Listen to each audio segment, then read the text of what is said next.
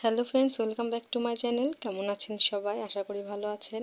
আমি আপনাদের সঙ্গে শেয়ার করব রুটি দিয়ে খাওয়ার জন্য মজাদার একটি সবজি রেসিপি।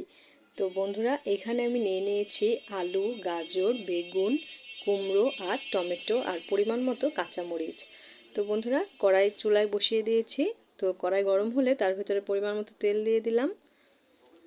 তো তেলটা গরম হতে হবে এবং তেল গরম হলে তার ভেতরে আগে থেকে মাখিয়ে রাখা বেগুন, হলুদ লবণ দিয়ে আমি মাখিয়ে রেখেছিলাম, সেই হলুদ লবণ দিয়ে মাখিয়ে রাখা বেগুন আমি ভেজে নেব এখন।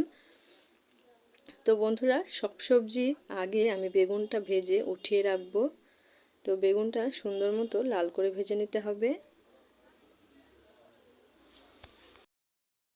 বেগুন ভাজা হয়ে গিয়েছে, এখন আমি নামিয়ে নিব। তো কড়াইতে দিয়ে দিলাম তেজপাতা, দারুচিনি, এলাচ আর অল্প পরিমাণে জিরা।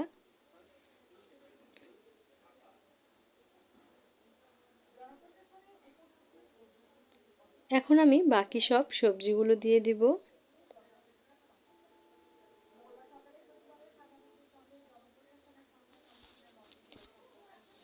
তো টমেটোটা একটু পরে দেব বন্ধুরা, কারণ টমেটো একসঙ্গে দিলে সেটা গলে যাবে। জন্য আমি এই সকল সবজিগুলো ভেজে নেব। দিয়ে দিলাম স্বাদ মতো লবণ,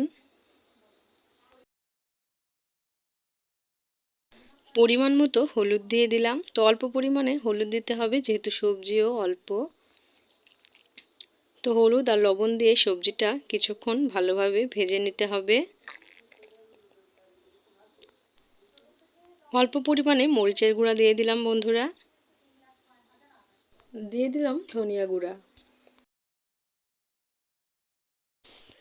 একটু নাড়াচাড়া দিয়ে ভেজে নেওয়ার পরে তারপরে একটি ঢাকনা দিয়ে ঢেকে দেব। অল্প পরিমাণে জল দিয়ে দিয়েছি বন্ধুরা।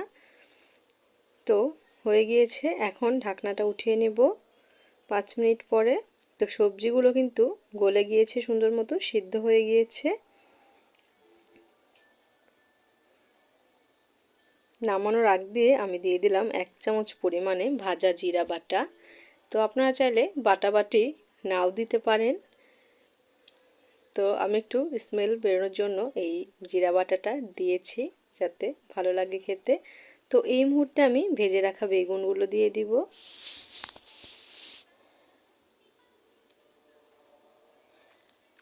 তো বন্ধুরা, খুব সুন্দর একটি স্মেল বেরোচ্ছে কিন্তু।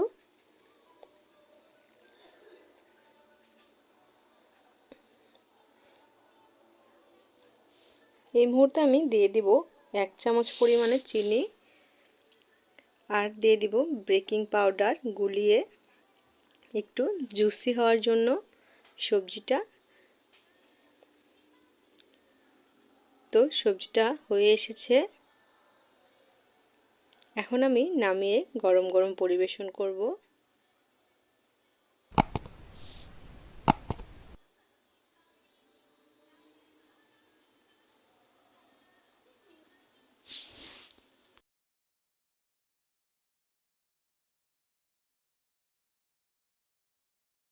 তৈরি হয়ে গিয়েছে গরম গরম সবজি।